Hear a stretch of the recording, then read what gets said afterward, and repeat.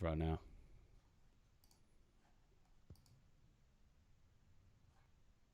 Welcome to Aussies taking over the NBA.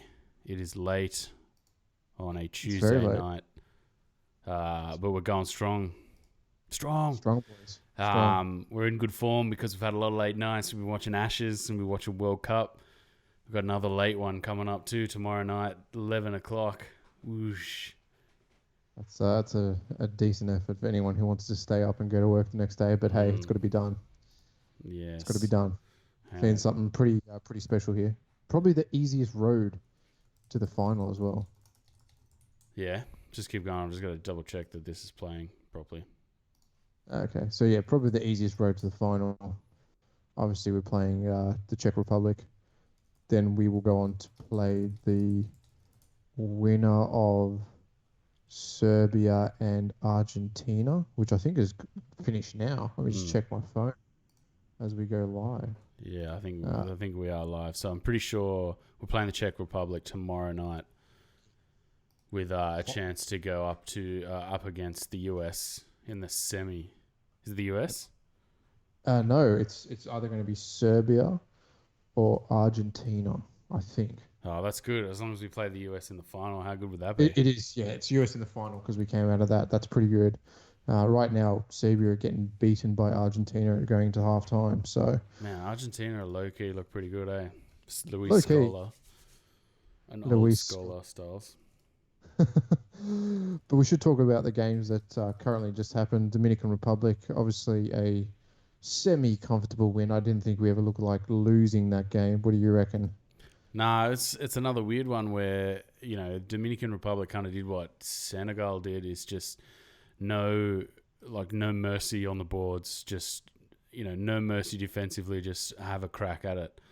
And we kind of seem to we don't play like we want that. You know what I mean? Like we play like we want the game to just be easy.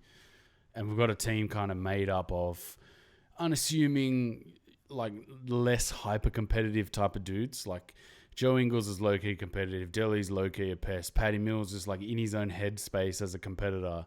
It's not all about just like brutal strength and brutal like domination for Australia. Australia seem to kind of want to play down to the level that their opponent come at them. I Yeah, felt like it was funny. The Lithuanian coach came out and said, put in an official complaint because apparently when they played Australia, they were playing rugby and not basketball. because something happened in that other game where there was a It's- basket interference that wasn't called in the France game, I believe it was. Yes. Yeah, But then, so yeah. yeah, I think that was Bogut, wasn't it? But no, I think it was Lithuania and France. There was a basket interference that decided Oh, one of the yes. games. I didn't think it decided one of the games. I think it was a 4 point game in the end. Mm. It was still fairly close, but the Dominican Republic were kind of low key good, but Yeah. just kind of just pestish. I think Jock Landale played really well that game. Kept Mm. bounced back from some terrible games. Played well, hit the three ball really well. It's something. Our three shooting has been just absurd. Yeah, it's been really good. Absolute, it's been absurd. Baines shooting 5 from 6 last night. Yeah, man. The old Five Twinkle from Toes six. himself.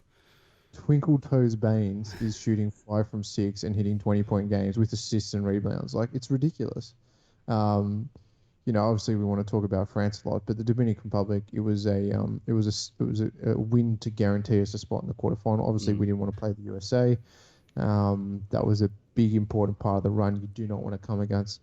Look, you don't want to come up against the USA, but to be honest, I'm not that scared. I think there's more pressure on them than there is on the Boomers. I still think they've kind of got the wood over us in a big, in a big tournament sense, like in a big moment Yeah. type of sense. But Tatum's out. I don't want to play the US where one of these teams gets knocked out. Like I prefer to just play them in the final, like big spectacle final, guaranteed to at least finish one or two. I wouldn't want to play them earlier than that. Yeah, Really. no, I agree. And you know what? The Czech Republic has lost 2 games but still managed to qualify Yeah, it's for the weird. quarterfinals. It's weird, isn't it? Mm. All down on for and against. They obviously had some big wins, and Greece did not. Greece needed another 6 points to qualify. I'm kind of happy we're not playing Greece because Yeah. Giannis Yeah. Giannis is a bit of a weird one. Giannis will just destroy us, man. Mind you, he's fouled out every game in the last quarter, and it seems like where we've won most of the close games is in the 5 minutes of the final quarter when Yeah. Giannis is fouled out. Like Gobert fouled out again in the France game But for so did six. Bogut. Bogut's fouled out twice in this Yeah, World Cup. But Bogut's he's kind of backdoor like dodgy, and they've been calling it his dodginess. Yeah. Like all right, he's coming up for a block, but he's just slapped the guy in the face, and they call it. Look, the refs have been, I think, pretty solid. To be honest with you, I haven't seen poor reffing outside of the Senegal game. That was some weird reffing, but it's been pretty consistent, pretty good. Definitely better than NBL quality. Some of those Yeah. lead-up games were hilarious, so bad. Um, but yeah, man, this is exciting times. Paddy dropping 30 last night. That if he's obviously a role player for the Spurs, but this just shows you he could be so much more. You know Yeah. what I mean? It's It's like different tournament though as well. Like, I feel like this whole team is set up for Paddy. Like, around like in every game around the third, like sort of mid third quarter, everyone just steps aside and just says, "It's Paddy time. Anyone want Paddy time? Yeah, yeah, Paddy time. Yeah, sure." And he just starts to go off, man. It's been so good to watch. Even in the Dominican Republic game, he played well, 19 points. Chris Goulding, he played 22 minutes in that Dominican Republic game.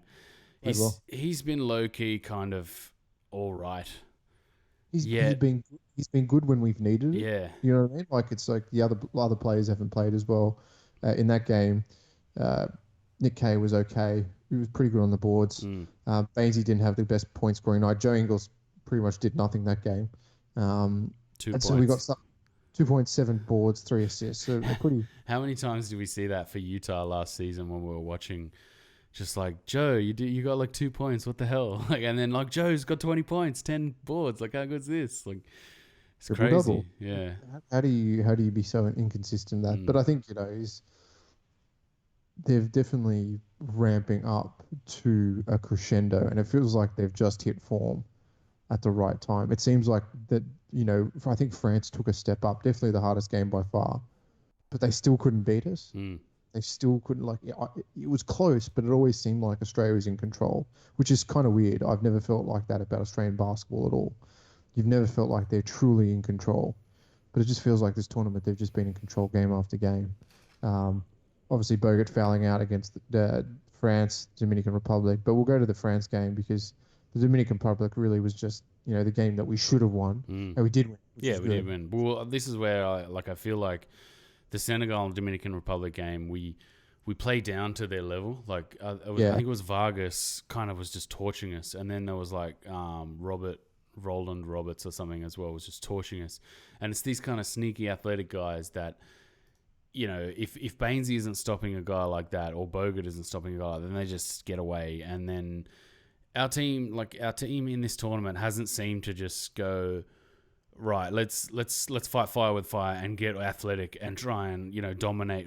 They just seem to just go, yeah, all right. Like, you're doing this, are you, mate? Okay, yeah, no worries. We'll just keep playing our game, steady, nice and steady. Okay, we're back in the game, and then we win from there, which is something I'm not really that used to with Australian basketball. Like over the last few years, we've played very just frantic. Oh, we're behind, no composure, but now it feels like this team is so composed. Like, whenever we've gone behind in those games, and I think in 3 of those games in the entire tournament, 9 points. We've let a huge lead drop, and the team's still gone. Just keep playing, doing what we do. Just keep doing what we do, and then in a slight arm wrestle, we've gone bang and won a game, and gone, yeah, that's right, we're 5 from 5. Suck on that. I don't think we've ever had in a major tournament the depth that we have in this squad, and that's even some of the Euro players and even the NBL players, mate. You've got such a core group of guys, Bogut, Baines, Delhi, Paddy, but you've also got Ingles, and it's your starting 5 is all NBA players. But you've got a really good cast of Mitch Creek has really been he has been the closer. Yeah, for sure. Defensively, hitting free throws. Big play last night, hitting that free throw at the end, or not hitting it on purpose, and getting the ball away so you can get a shot. Very smart, and you can see Lamanis is going to him now instead of Ingles in defensive situations. Well, they're kind of the same player, really. Like, they're really the same size guy, got the same attributes, kind of have the same IQ defensively as well. Like it's good to see the mirror in that. When like you look at Baines and Bogut, there's a different, like it's a set difference between those two guys. You look at Delhi and Paddy, there's like a set difference. Like Delhi hasn't been able to create any offense at all in the last few games. Where you're almost looking at just like, why are you on the court, man? Hold on, like, hold on. He came off a curl and scored a 3. oh, wow. Yeah, well, he hit 1-3, man. He hit 1-3. Woo. We hit 2 But threes, but when he's on the court, like sort of in the crunch time situations, he tends to, like, the offense just doesn't flow through him. Like, whereas you're always looking at Paddy and just like, Paddy's just going to create a spark. He's going to make something happen. And it's totally different. Like, Delhi's got his place, and you can tell, like, there's a lot of weak side action that Delhi initiates when he backs up the court, which gets us out of certain situations and Bogut's on the floor. But when he's not on the floor, it's kind of like you need the movement. Like, you need to move the ball, you need to move here and there. Like, Paddy will just dribble all the way to the hoop and then all the way back out if there's no shot on, and then create something here and there. I think he screened Gobert on one play for Baines as well. That was insane, man. What about the dunk, like Joe Ingles with that huge floater over Gobert and the stare down? yeah, That was crazy, man.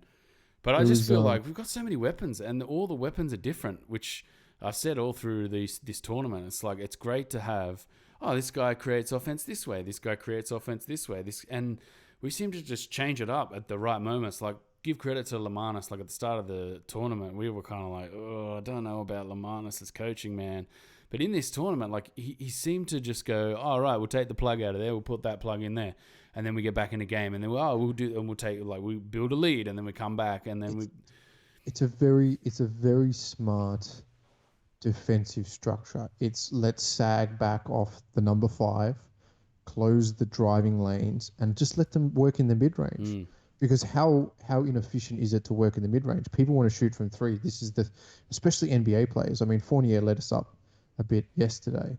He played really well, to be honest, man. He played really well, yeah. Played phenomenally well. But then he kind of went cold in 3rd and 4th, really. Went cold, hit on 4 fouls. He was on 4 fouls for a bit as well, so couldn't play, aggressively defensively. But these guys want to take 3 shots, or they want to get to the bucket. And if you take those 2 out, they can only operate in that 15 to 18 foot range. And that's inefficient. It's not an efficient scoring range. A lot of these guys can't shoot mid-range jumpers. It's kind of the hardest one to fully master. Seems like the 3 points easy. The close-in baskets are a bit easier, higher percentage, but that mid-range is hard. And it takes a lot of the isolated scoring on 1 or 2 guys. And if they go cold, then the team's offense kind of gets shut down, which is what happened with France yesterday. They went cold with the last 2 minutes because they only could operate in the mid-range. That was it. And, it's low percentage shooting. And so we were able to capitalize on that. Obviously, Dillon getting a few fouls and actually hitting some free throws towards the end. Big play by Paddy last inbound to steal that. Oh, yeah, man. I'd be the coach should just sit that man. Well, DeColo, he kind of came across that screen or across that curl, and he was stumbling, and Paddy was in the perfect position, man, just perfect positioning. He saw it, he read the stumble a little bit and knew to just hedge and get out there and get that ball. And I was like, man, that's such smart defending. Crazy, just like a thought play, like a split-second thought play where he just went, oh, he's stumbling, bang, I'm taking that. Because a lot of the time this tournament, we've our defense has kind of been a bit overplayed, super overplay here, and then see if they can defuse it, they get out, and sometimes they'll shoot a mid-range jumper, or they won't, or they'll get to the basket. Whereas on that play, man, it was just perfectly read. Having a look at here, Rudy Gobert, we should talk about Gobert's stat line, 8 points, 3 of 4, 2 from the free throw line, only 4 rebounds, but 6 assists. So that's only it's his height that was able to. Well, how well did we contain him, man? Do you no lobs at all? No lobs. No lobs, because Baines, again, it's a FIBA rule. The lobs only work if you can isolate each individual. If you just plonk a 6'10" behemoth in the middle of the lane, the lob doesn't work. And Baines took 3 charges. That was crazy. Hey, 2 of them were just so sketchy as well, just bang bang plays that were called charge. But that man, he got his feet set. Well, I think one of them was against DeColo too. Was a guy that's a quarter of his size as well. Your feet set, take the contact charge. And take the charge. Okay, we have to speak about the 3-point shooting from Baines. Yeah, man. What did he end up? 5 of 6. Just phenomenal, man. Little twinkle toes old Twinkle Toes himself. I just was watching the first half because I fell asleep. I was watching it on the couch, and I was so tired because I'm fucking haven't had much practice, man. From the Ashes has killed me. Then this, I was just so out of touch from the Ashes. I fell asleep, and I think it had just gone on halftime. I remember just kind of being like half awake and just thinking, fuck, Bainesy's hit like a bunch of threes. And then I woke up, I think it was right at the end of the third, and he hit another three. And I must have been like half in and out of sleep, and I was just kind of, yeah, Bainesy's just shooting really well. And I went back to sleep type of thing. It was weird, but he's just this whole game, man. Like he's everything. Like he's just in phenomenal form and just great touch. Like fitness wise, he looked like he was blowing a little bit in that game, the France game. He's playing a lot more minutes than he ever has. 27 minutes, but Ingles played 33, Paddy Mills 33. That's pretty high minutes. They're guards and they're pretty fit, but Bainesy only averages 16 to 20 minutes for Boston over a 48-minute game with more stoppages. This is a much quicker game. The FIBA game is much quicker. And, to go 198 in high defensive IQ teams just showed you the quality of that game. That game was quality from start to finish. High quality. And, Bogut's probably shown his age a little bit in this tournament, I think. A little bit time. For sure. But still decent. Like still decent. I think his veteran presence has kind of helped this team. Like it's you look at Gobert, and if Gobert was in the same situation as Bogut, same type of player, you'd still want him to just come off the bench. Just give us 10, 15 minutes of just solid competitive basketball. It's a similar thing for Bogut. Like if you look at the MVP season he just had, no one's really going to expect that. We've got too many weapons in this team for people to just go, oh, he should be 12 and 10 a night. What are you doing, Bogut type of thing. But I still think he's come out and he's given nice chunks of minutes, and it fits. Like it fits what we're doing. Like you change the offense and you make it turn this way, and then you change it again, you turn it that way, and then teams don't react to that. I've noticed through this tournament, like sometimes teams take like a timeout or a sub or an out of bounds sub before they're like, oh fuck, match people up on this and that, and then by that time Bogut's like, oh yeah, I've had my 6 minutes, I'm coming out, Bainesy's coming back in, and then the team's got to readjust again, which is really, it's good to see. Like fair play to Laharna, safety harness. Fuck, he's coached it pretty well. He's played a bit of a blinder. Coached it well. But it just shows you how important the stretch five is and how important Baines being a stretch five is. We got to talk about that because that was genius, man. Genius. Just completely throwing Gobert off. Just took him completely out of the game. Perfect. Genius coaching. Yeah, I'll take it away. Yeah, man. Just completely taking him out of the game, like you said, allowing more of them to operate, get in the hoop. Like so many reverse layups from Paddy. That shouldn't happen with Gobert on the team. Should not happen. But that fact that Baines was just knocking down shots from everywhere took Gobert way outside his comfort zone. And you can blast Gobert on the drive, which is pretty much what Ingles did. Although he was coming across in the low post to try and block him. But you take their one good player out. Okay, they've got two shooters in Batum and Fournier and DeColo, great players. But it seems like this tournament has just been centered around the individual at five. Everyone can score points, but if you're inefficient in the defensive areas, then it's going to be a very, very tough ask to allow teams to get inside or to deter teams to play the inside game. Like only Sabonis was the only one that played a back down game against Australia. Yeah, it kind of worked. No other team's been able to do that. There's no post work. And it just seems like Australia has all the answers. Paddy has all the answers. He's phenomenal. He could go to his 40. He really could. Yeah, man. I don't see why he couldn't, man. He's so fit. Does not look like a 31-year-old at all. Always coming up with huge buckets too. Like how many times were you just sitting there in that France game just going, oh, Paddy's open here, bang. Like, this is going down. Bang, yes, thank you. Like, oh, yeah. Like, well, this is what I mean. Like, what happens, we can probably speculate a little bit, is that he's coming on to his second last year of contract, I think, with the Spurs. Do they renew based on this tournament alone? Like, this guy can score 30 points a night. Don't you want that ability on your bench if you're any team in the NBA? You're still room for shooters too. Oh, Coach Pop is like an idol there. He'll always be there, and I hope he's there till he's 40. I hope they retire his jersey, and they should. He's been there, longer than anyone. He's the longest tenured NBA player for Australia. Mm. But what really excites me is that all these teams are pretty much full strength except the USA and probably Canada. Yeah, and I've been thinking about the US situation is what is full strength. Like, to get philosophical and deep, this is technically full strength. If those guys don't want to play, then you can't just be like, oh, we're not full strength. It's like, well, they didn't Well, fucking want to play. They're not injured. They're not, yeah, they're not restricted from playing. If they don't want to play, like, you can't be like, well, if we had them, we'd be mad. yeah, but I think that the US has always taken the FIBA tournaments, the World Cup, as a less importance than the Olympics. The Olympics has always been the full strength team. It's always been the dream team. You know what I mean? Yeah. It is the dream team. But no excuses. They're not under strength. No, If they they're don't not. want to play, it's like, no, then you're cut from being, like, your strength can't be valued on your best players that are just like, I'm not playing in this tournament.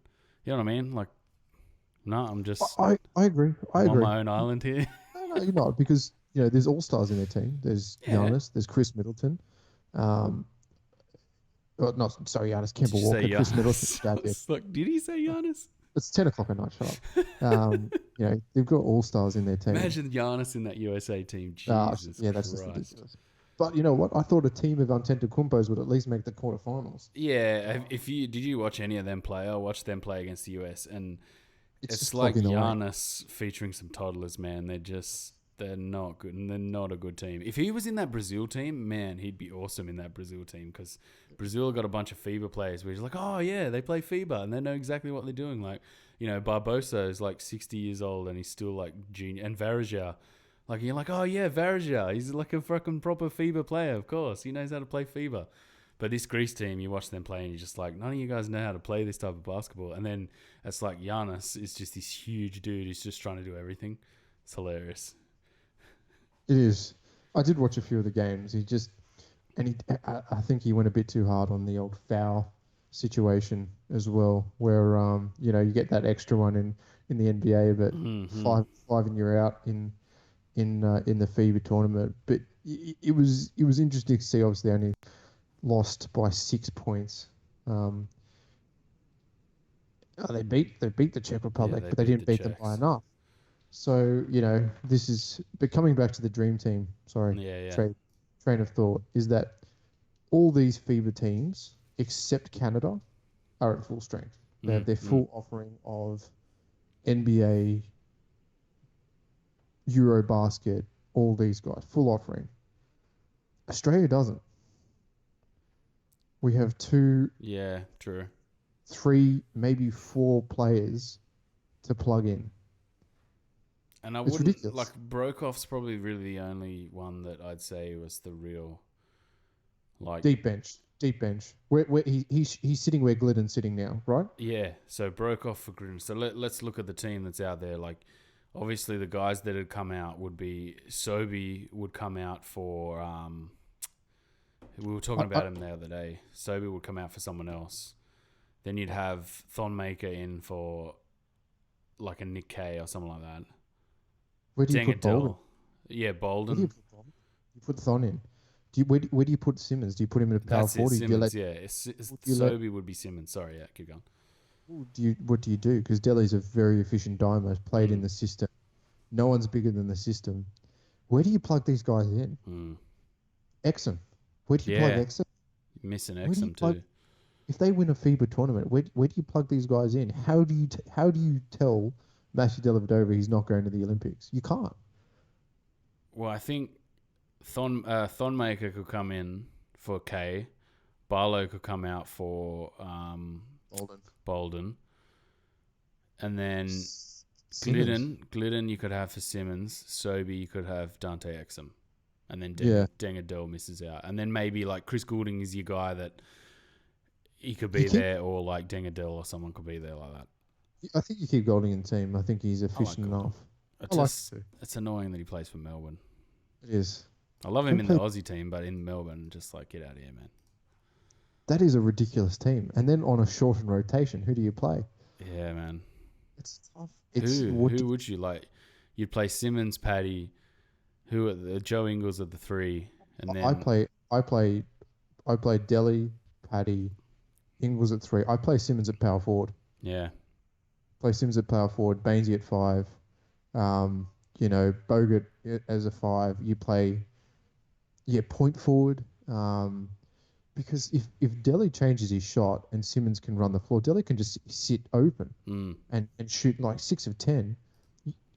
And, Paddy can shoot and Ingles can shoot. And essentially you have a 6'10" point forward, just creating all the space in the world for shooters just to knock down shots. Baines can shoot. It's ridiculous. Yeah, it's going to totally be interesting, absurd. man. I really hope we get all of those guys to the World Cup. But you know what? You have your LeBron, your AD, all these guys. I don't know, man. I think an Australian team of that caliber could give them the dream team a run for its money. Like, the real dream team. It's never been a more exciting time for Australian basketball. I don't think ever. For sure. It's just crazy. But let's look forward to the Czech Republic game. Yeah, you got any advanced scouting on Czech Republic? Saturansky plus some farmers. Plus some brewers and farmers. Yeah, man. I'm just trying to bring it up here. It's taken a while, even though I've got such good internet. Oh, that's because it's the main game. That's annoying. Hang on a sec. Just give me the roster, will ya? Teams. I'm pretty sure it's Saturansky and no one else. It is. There. I mean, they've lost 2 games and they've gotten there by the skin of their teeth. Yeah, it's Thomas Saturansky, Boacik, Haruban, Balvin, Oda, Pompria, Chris. Like, it's nobodies. They're nobodies. Yeah. I think this is the tough one because we don't play well down. We play very well up, but we don't play well down. I think we maybe take the foot off the pedal a bit. So I'm hoping that we just get it done. This needs to get done. Then we get to a medal match. So let's look at these stats. Thomas Saturansky shooting 44.6% from the field, 42.9% from 3 at low volumes. Jesus, Boacik shooting 41.9% from 3 on 6 shots a game. And then going down, Jesus, Schlib on 4 shots a game shooting 66.7%. Holy crap, as a team, they're shooting 42% from 3. So it'll be interesting to see if we can contain, because that's what we've been really good at. Yeah. And that's what Lamanis has been really doing as a defensive setup, is running them off the 3 line, making them step in and taking that lower shot, which they can't do. Everyone can shoot from 3, you practice, but you don't practice at 21 feet.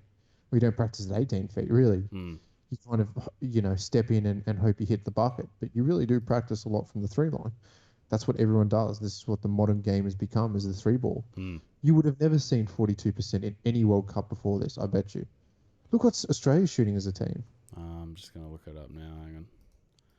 But if you look, while it's loading, Saturansky 6 from 14 for 3, Boacik 13 from 31. The other one's not shooting that well. It's Haruban 7 from 23, and then Schlib's 10 from 15 over the tournament. All right, Aussie team here. Stats. All right, so we got Ingles 9 of 23, 39%. Delhi 11 25, 44%. Bainesy 53%, 8 of 15. Landale 6 of 12, 50%, not bad. Chris Goulding 7 of 18, 38%. It's not too bad considering his bench role. And then Paddy Mills 11 of 33, 33%. But Paddy's chucked up a lot of shots. Yeah, and he chucks up a lot of quick random shots that are he's just got a license to thrill. So if you look at Bainesy here, what do we got? 29 from 48 across the tournament, 60% from the field, 21 from 33 from 2, and then 8 of 15 from 3. Just had an insane tournament, man. It's been fantastic statistically.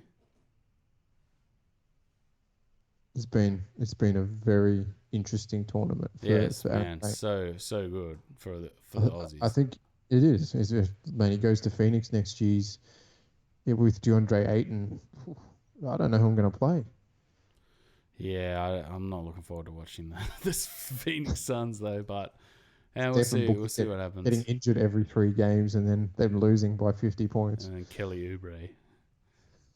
Having to watch Kelly Oubre Jr. But we better leave it there. It's half an hour. We little pipe opener. We'll come back. What day will we come back? You reckon Friday? I'm pretty much out all weekend, so.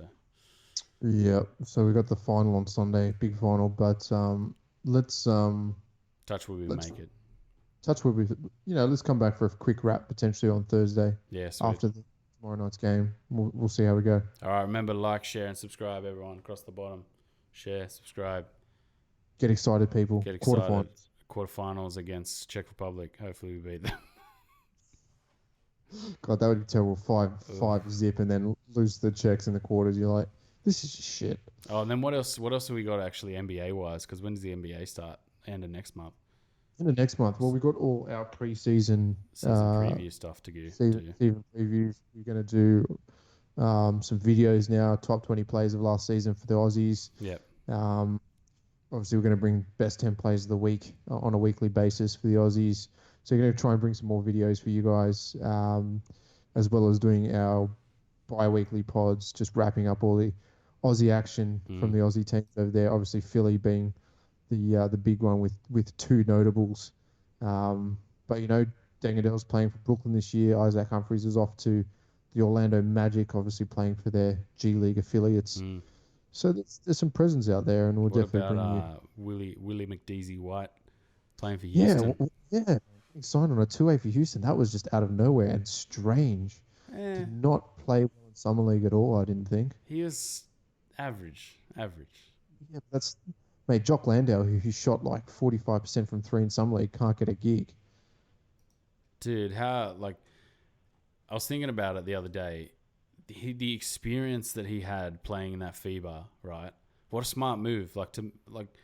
4D chess style, just being like, no, I don't want a US contract. I'm gonna go and play FIBA for Partizan, like a proper FIBA tournament, 60 games for the season, including all the cups. Comes to play this World Cup tournament, like fucking genius, man! What a champion move. Well, apparently he got offered a contract or two contracts, but they were non-guaranteed two ways, and his NBA out clause did not allow for a non-guaranteed two-way with his Lithuanian club. So he signed a guaranteed deal. It was Partizan was Russian, yeah. That's last season. He's playing Lithuania next season. I'm talking about next season. So from the summer league, he did get offered two-way deals, but they were non-guaranteed. Brutal. And so that did not get the NBA out clause into effect, as far as I'm concerned. So hopefully next year he gets back and plays a bit of summer league and gets that contract. I think he's a power forward. If he gets his post game going, he's got a pretty good all round game. So be good. But looking forward to it tomorrow night. Yeah, watch it. Stay up. No worries. All right, take it easy, everyone. We'll see you next time. Peace.